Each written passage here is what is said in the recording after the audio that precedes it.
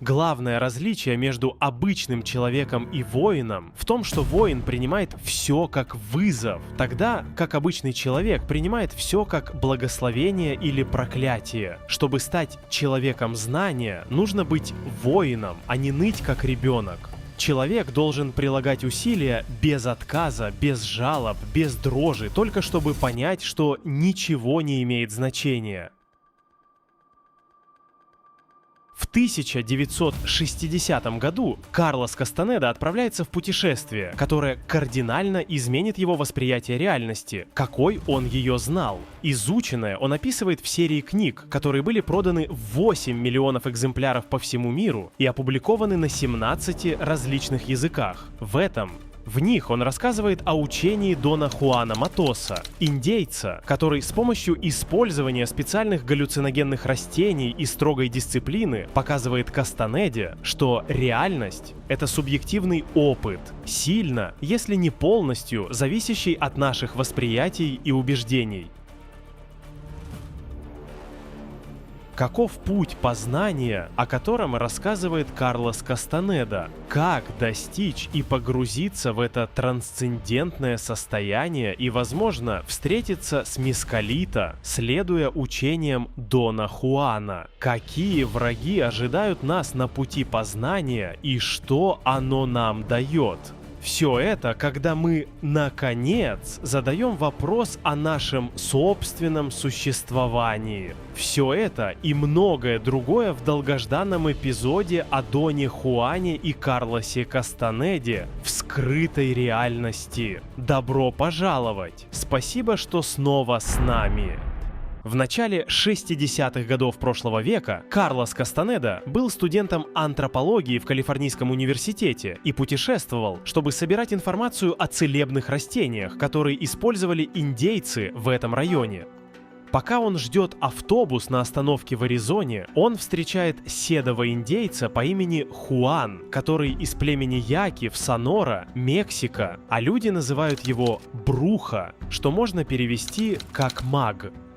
Но для Дона Хуана колдовство — это нечто совсем иное, чем то, что мы думаем или привыкли думать. Это не связано с сверхъестественными, магическими и демоническими силами, а с познанием, которое скрыто чуть глубже в нас самих. И даже, если быть более конкретными, наше понимание и взаимодействие с миром, наша реакция на то, что происходит вокруг нас. Кажется, все зависит от нее. Не знаю. Посмотрим. Это метафора изменения сознания, чтобы воспринимать слои реальности, которые находятся за пределами обыденного.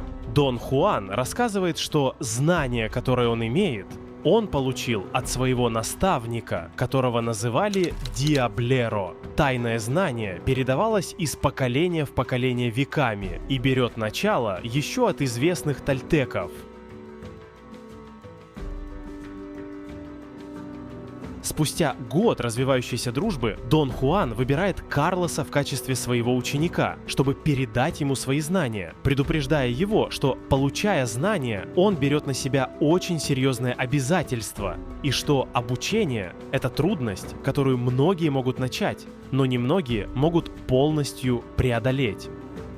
Здесь интересно отметить, что, по мнению индейца, чтобы кто-то мог стать учеником и быть посвященным, его должен предварительно выбрать дух, а затем на протяжении всего процесса наставляться своим учителем. Конечная цель обучения — обретение полной свободы сознания и способность сознательно переходить в загробный мир, или, другими словами, способность путешествовать в бесконечности. Учение Дон Хуана основывается на идее измененного состояния сознания, которое превосходит обычные восприятия реальности. Так, постепенно, следуя методологии своего учителя, Карлос знакомится с 3 известными психотропными растениями. Вид кактуса, называемый пейот, трава Джимсона, также известная как священный дурман, и один вид галлюциногенного гриба, называемый львиный зуб. которая принадлежит к роду Сайлакай. Согласно Дону Хуану, с использованием джимсановой травы и гриба приобретается сила духа, а с пейотом – достижение знания о правильном образе жизни. Дон Хуан называет силу, полученную от татуа и грибов, союзником. Этот союзник не хранитель, не дух, он просто помогает приобретать знания. У него нет формы, и он невидим. Из двух растений-галлюциногенов Дон Хуан предпочитает гриб, утверждая, что сила, содержащаяся в нем, является его личным союзником и называет его «маленький дым».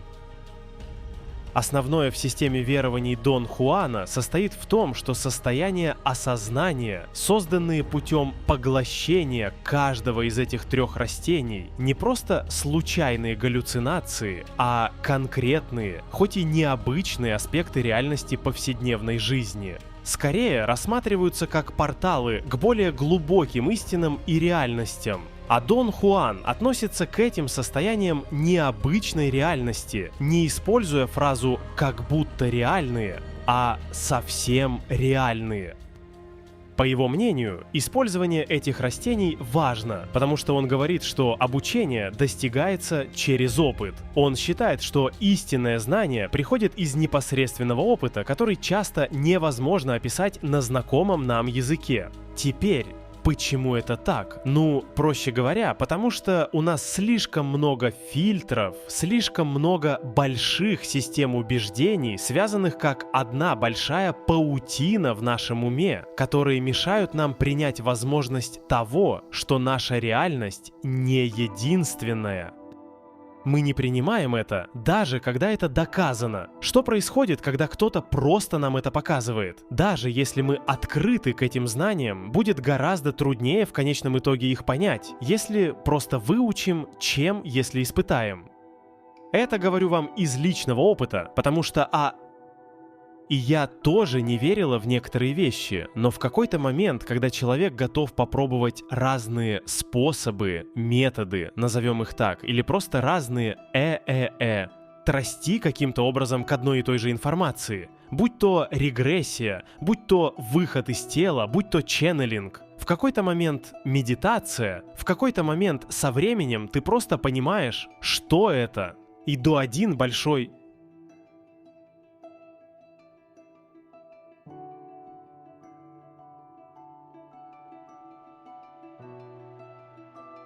колодец. И с этого момента уже, выбирая больше, пробуя больше, человек может сосредоточиться на том, в чем считает, что ему больше нравится получать более адекватную информацию, и у него это получается. И в конце концов, действительно, из личного опыта говорю вам, потому что если вы сами не отпустите, если не примете идею, что страха нет, чтобы можно было увидеть за пределами, получить информацию, начать видеть разные реальности буквально как разные кадры, статичные, кстати, через которые проходит энергия источника, то вы тогда будете продолжать говорить «ничего не вижу», закрываю глаза «ничего нет». Но это нормально. Это нормально, потому что мы идем с намерением «я ничего не увижу, у меня не получится». Это что-то только для избранных, это не получается у всех. Напротив, каждый достоин. Достоин каждый. Утверждаю это абсолютно твердо и категорично. Нет человека, который не может увидеть. Нет человека, который не может получить информацию. Способы разные, фильтрации разные. Их очень много. Они разнообразны. В конце концов, каждый из нас уникален и индивидуален. Это нормально, и поэтому, когда кто-то вам говорит «я это пробовал на тех, кто говорит, но это не работает», конечно, не может не сработать для тебя. Ты другой. Ты вибрируешь на другой уникальной частоте. Ты единственный, кто вибрирует на этой частоте. Найди свой способ. Найди способ, которым ты можешь внести свой вклад, свой подарок другим. Эта форма обучения требует открытости к неизвестному и готовности отказаться от своих предубеждений. То есть это вид обретения мудрости через трансформирующее личное путешествие, а не только через интеллектуальное понимание. Так, Дон Хуан учит Карлоса, что, чтобы стать человеком знания, каждый должен встретиться с союзником как можно больше раз, то есть сблизиться с ним. Конечно, тут мы делаем одно уточнение. Использование такого рода галлюциногенных растений может быть опасно, если вас не ведет кто-то с большим опытом. Потому что здесь речь идет о очень конкретных комбинациях растений, о очень специфических свойствах, которые Дон Хуан и остальные вокруг него имеют опыт с годами, и они действительно мастера во всем, что делают и говорят, потому что такова в большей или меньшей степени у них культура, и в то время, и в этих кругах, и сами индейские шаманские сообщества, а они, в их крови уметь комбинировать растения, соединяться таким образом со своими предками. И это на самом деле красота исследований Карлоса Кастанеды, потому что если бы не он, мы бы не смогли получить эту информацию в таких деталях, а она исключительна. Именно поэтому, между прочим, Дон Хуан предварительно тестирует Карлоса и устанавливает ему строгую дисциплину. Идея предоставления этой информации заключается в информировании и предоставлении другой, можно назвать ее толтекской, точки зрения. Очень важно отметить, что эти растения не используются для развлечения. Они считаются священными инструментами для духовного и личного роста. Датура – очень сильный галлюциноген, и при употреблении может быть смертельным. Дон Хуан дает очень подробные инструкции по его использованию и многократно предупреждает Карлоса быть осторожным, где и как наносить приготовленную смесь. Интересно, что татул также использовали траки, а также несколько видов галлюциногенных грибов с целью посвящения и приобретения знаний.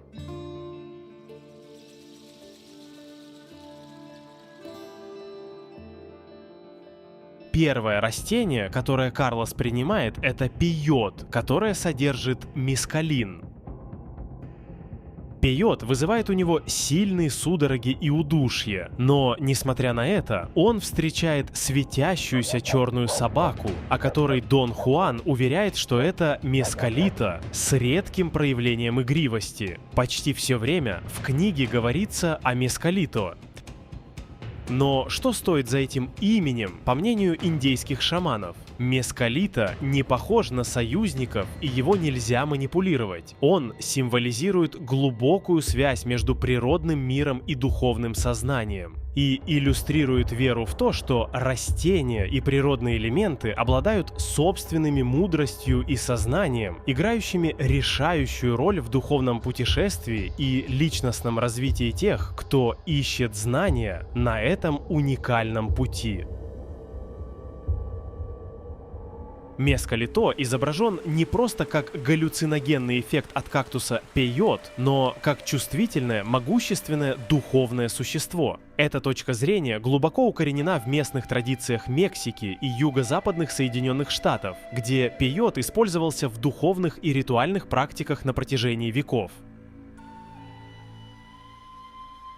Дон Хуан передает Карлосу, что подход к мескалито требует чувства благоговения намеренности, часто в рамках структурированной церемониальной обстановки.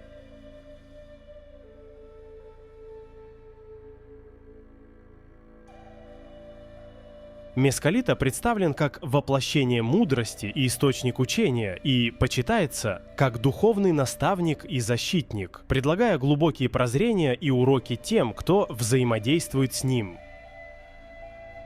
Это взаимодействие – это гораздо больше, чем употребление галлюциногенного вещества. Оно представляет собой сознательное, уважительное взаимодействие с духовным присутствием, которое проявляется в различных формах и индивидуально для каждого в соответствии с его энергетическими потребностями.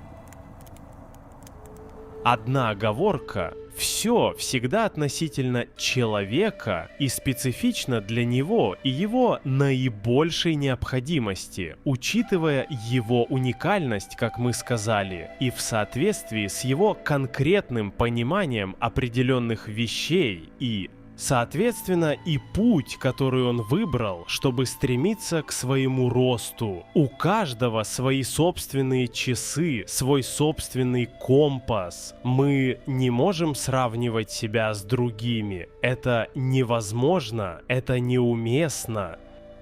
Единственное, что мы можем делать с другими, это взаимодействовать, учиться друг у друга, помогать друг другу, взаимно. Дополняю. Здесь снова ключевая тема в учении Дона Хуана о мискалито. Это акцент на уважении и осторожности. Опыты, вызванные мискалито, мощные и временами ошеломляющие. Дон Хуан подчеркивает важность подготовки и правильного настроя, когда речь заходит о мескалито, предупреждая о потенциальных опасностях для тех, кто употребляет его легкомысленно, просто так или без должного руководства. Карлос Кастанеда объясняет переживания, которые он имеет с растениями, делясь, что потерял уверенность, которую имеем все мы, что реальность нашей повседневной жизни – это то, что можно принять как данное априори. Вот как он сам это описывает. С помощью психотропной смеси он вызвал у меня серию состояний необычайной реальности. Главная черта этих состояний, что касается того, что, вероятно, делал Дон Хуан, была состояние несоответствия. То, что я воспринимал в этих состояниях измененного сознания, было непостижимо и невозможно для объяснения на языке обычного повседневного понимания мира. Другими словами, состояние несоответствия делало мое восприятие мира неуместным. А именно, мы не раз говорили о том, что реальность, которую мы принимаем и переживаем как фиксированную, не является фиксированной и также не является материальной. Она просто проекция, которую мы сами создаем в каждый момент. То, что мы приняли видеть в большинстве случаев, является результатом фильтрации, которые мы накопили. Иными словами, из верований, убеждений, моделей и нейронных связей в нашем мозге. Таким образом, эта действительность, которая с нами происходит в данный момент, является одной из бесконечно многих реальностей, и они существуют постоянно и одновременно. Использование данных галлюциногенных веществ в случае Карлоса просто помогает ему увидеть, что ничто не является настолько фиксированным, как мы привыкли считать. И так или иначе, мы путешествуем между реальностями в каждый момент. Запомните это. Дон Хуан вводит идею о отдельной реальности, отличной от обычного мира. Эта реальность достигается посредством освоения осознания и восприятия. Необыкновенная реальность, как описано Дон Хуаном, относится к сфере или состоянию восприятия, которое кардинально отличается от повседневной обыденной реальности. Эта реальность сосуществует с обычным миром, но обычно недоступна для обыкновенного восприятия. Согласно Дону Хуану, доступ к необычной реальности часто требует измененного состояния сознания, и для него это можно достичь с помощью различных способов, в основном через использование психотропных растений. Что же именно происходит тогда в том состоянии, уже войдя в него, почувствовав саму энергию и другую вибрацию этого состояния? В этом состоянии обычные барьеры, фильтры, которые ум накладывает на восприятие, устраняются или, точнее, временно затихают, позволяя тем самым радикально другое переживание реальности. Это переживание не просто галлюцинация или воображение. Очень важно отметить, что для Дон Хуана и его родословной это является настоящим исследованием других слоев реальности, которые обычно остаются скрытыми. Но если мы оторвемся от книги, на самом деле есть различные способы, чтобы убрать фильтры сознания или временно их изолировать и пережить трансцендентные состояния. Кроме помощи галлюциногенных растений, другой метод для устранения логического мышления и фильтров – изменение частоты и интенсивности дыхания, например, через так называемое холотропное дыхание, которое представляет собой учащенное дыхание, ослабляющее психологические защиты и ведущее к освобождению и появлению информации непосредственно из источника. В этом пути к трансцендентальным состояниям роль шамана или учителя в этом случае, как Дон Хуан, исключительно важна и критична, потому что именно они направляют ученика, предоставляя ему мудрость и в определенной степени гарантируют его безопасность. Учитель также помогает в интерпретации переживаний, снов, интеграции выученных уроков в жизнь человека. Дон Хуан подчеркивает, что исследование необычной реальности требует дисциплины и этического подхода. Это не вопрос побега от реальности или простого любопытства, чтобы посмотреть, что да как и зачем это, чтобы потом все взвесить. Это вопрос настоящего стремления, настоящего поиска, настоящего исследования, чтобы погоня, поиск новых знаний и пониманий.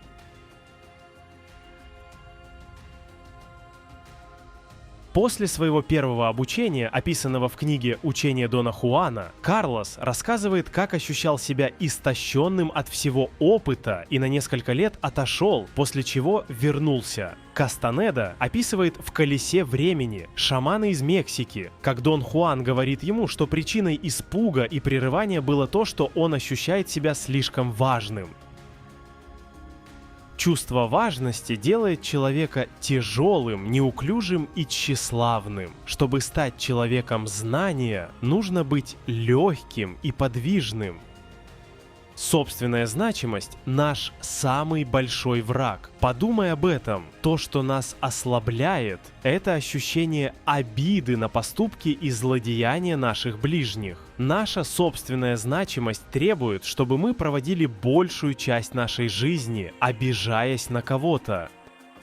Во втором цикле обучения Дон Хуан обращает внимание на то, чтобы научить Карлоса видеть, а не просто смотреть. Согласно индейцу, смотреть относится к обычному способу, к которому мы привыкли воспринимать мир, в то время как видеть – это гораздо более сложный процесс, благодаря которому человек знания воспринимает сущность вещей в мире. Дон Хуан говорит Карлосу, что когда он научится видеть, он получит возможность видеть энергетическое поле каждого человека вокруг него. Люди выглядят иначе, когда видишь. Маленький дым поможет тебе видеть людей как нити света, как белую паутину, очень тонкие лучи, которые циркулируют от головы до пупка. Таким образом, человек похож на яйцо из циркулирующих нитей, а его руки и ноги как светящийся мех, который простирается во все стороны. Каждый человек выглядит так. Кроме того, каждый человек связан со всем остальным, хотя и не руками, а пучком длинных нитей, выходящих из центра его живота. Эти нити связывают человека с окружающей его средой. Они поддерживают его баланс, они дают ему стабильность. Так что, как ты, вероятно, увидишь однажды, человек – это сияющее яйцо. Дон Хуан также рассказывает, что на 60 сантиметров назад от правой лопатки находится точка сборки, которая размером с теннисный мяч, и через нее человек получает восприятие. Эта точка может изменять свое положение. Чем больше ее смещение, тем больше изменяется восприятие, а следовательно и поведение человека. Оно становится гораздо более отличным от повседневного. Он говорит, что у больных или умирающих свет от этой точки очень бледный. Чтобы переместить точку сборки, маги из времени тольтеков употребляли галлюциногенные растения, подвергались стрессовым состояниям, таким как холод и голод, а также контролировали свои сны. Закрепление точки на новой позиции они называли вторым вниманием. Именно через это второе внимание говорят, что мы можем видеть бесконечно множество миров, существующих одновременно. Учения Дон Хуана построены вокруг концепции пути воина.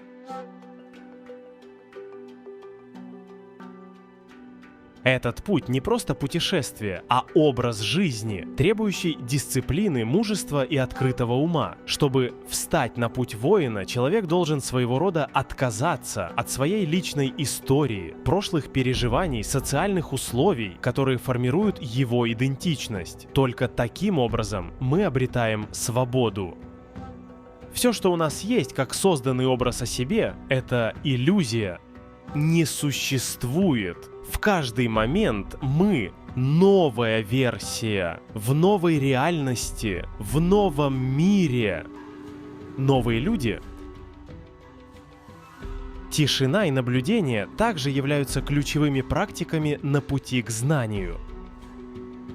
Дон Хуан учит, что молчание — это не просто отсутствие речи, а состояние глубокой внутренней тишины, которая улучшает осознание и восприятие. Там внутренний диалог, который мы почти постоянно ведем с собой, останавливается. Внутреннее молчание лежит в основе учения Дон Хуана. Это поворотный момент, который, когда достигается, внезапно мы перестаем видеть мир так, как видели и переживали его до этого момента. Тогда, по словам Дон Хуана, все становится возможным, и в этом заключается свобода. Каждая вещь — это один из миллионов путей. Следовательно, ты должен всегда помнить, что путь — это только и исключительно путь. Если ты чувствуешь, что не должен следовать ему, не оставайся на нем ни при каких условиях. Чтобы иметь такую ясность, ты должен вести дисциплинированную жизнь. Только тогда ты узнаешь, что каждый путь — это всего лишь путь, и нет ничего обидного для человека или для других в том, чтобы оставить его, если это то, что твое сердце подсказывает тебе сделать. Но твое решение следовать пути или оставить его должно быть свободным от страха или амбиций. Дон Хуан рассказывает, что есть 4 врага, с которыми человек сталкивается на пути к тому, чтобы стать человеком знания, и с которыми нужно справиться. Первый враг — это страх, который возникает, конечно, при встрече с неизвестным. Этот новый таинственный мир, который виден с помощью союзников, может быть ужасающим, так как он бросает вызов реальности, которую человек всегда знал. Страх силен и парализующий. И это не только страх перед неизвестным, но и страх потерять рассудок или получить ущерб от невидимых сил. Преодоление этого страха требует смелости и решимости, и это решающий шаг. Если человек поддастся страху, путешествие заканчивается там, так как страх мешает обучению и росту. Преодолев страх, человек, во-вторых, получает ясное понимание тайн мира. Однако, эта ясность может стать врагом, потому что существует опасность чрезмерной самоуверенности.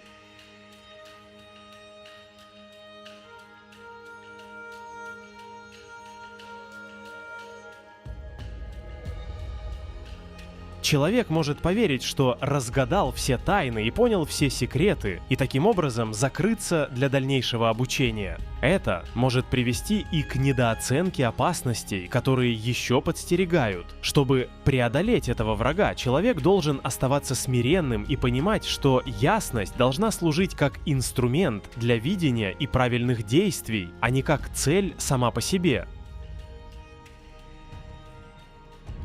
Согласно Дону Хуану, когда человек преодолевает ясность, он приобретает номер 3 — силу. Эта сила может проявляться по-разному, например, в улучшенных способностях, более глубоких прозрениях или влиянии на других и окружающую среду. Опасность здесь в том, что власть может быть опьяняющей. Она может сделать человека высокомерным, заставляя его злоупотреблять своими способностями или воспринимать себя как непобедимого. Чтобы преодолеть этого врага, необходимо поддерживать дисциплину, этику и сильную связь с первоначальной целью путешествия. Враг номер 4, неизбежный в физическом мире – старость, по словам Дон Хуана. Этот враг, возможно, самый сложный, потому что он неизбежная часть жизни. С возрастом физическая сила и умственная острота могут уменьшиться. Задача состоит в том, чтобы бороться с самодовольством или безразличием. Мудрость и опыт, накопленные за всю жизнь, должны использоваться для продолжения обучения и роста. В встрече со старостью конечная цель – разумно использовать накопленные знания и, что немаловажно, передавать их другим. Эти враги не просто буквальные противники. Они являются символом внутренних борьб и вызовов перед каждым из нас за то, что мы хотим делать. К тому, к чему мы стремимся и на пути нашего развития. Каждый из них представляет собой этап, через который проверяется наша решимость, наша категоричность в принятии решений, наша ответственность затем за принятые решения и насколько мы преданы, как люди, быть человек знания. Таким образом, конечная цель обучения воина, который уже стал человеком знания, заключается в обретении способности сознательно входить в другой мир, через который он сможет путешествовать в бесконечности. Я бы добавил, что создавать в бесконечности, становясь искателем, а не пользователем готовых творений.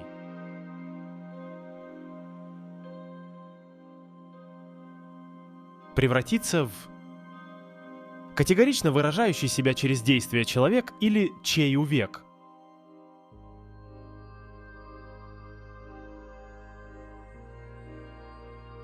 То, что ты делаешь в данный момент, может оказаться последним твоим поступком на Земле. В мире не существует силы, которая может гарантировать тебе, что ты проживешь еще одну минуту. И здесь имеется в виду, что мы можем быть бесконечными и вечными, как энергия, которой мы являемся, как все, что есть, как полный потенциал. Но то, чем мы являемся сейчас, именно таким образом, именно в этой форме, именно в это время, именно в этот миг, именно в этот час, именно в эту минуту, именно в эту секунду, никогда не вернется. И так с каждым следующим мгновением. И лучше наполнить его радостью и максимальные усилия прикладывать к тому, для чего мы предназначены, к выполнению. Истинскую задачу ту, что посредством которой мы сможем быть полезными для наибольшего количества людей. Та, с помощью которой мы можем творить и выразить себя наилучшим образом. Поклон и спасибо, что были снова и что выбрали очередной раз смотреть скрытую реальность.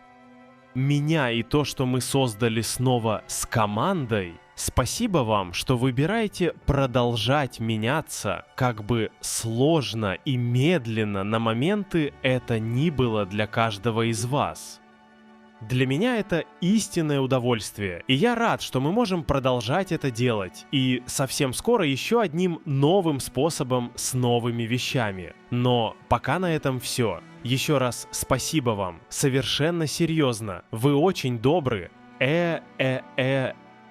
Спасибо вам за то, что следите, что делитесь, что ищете и находите.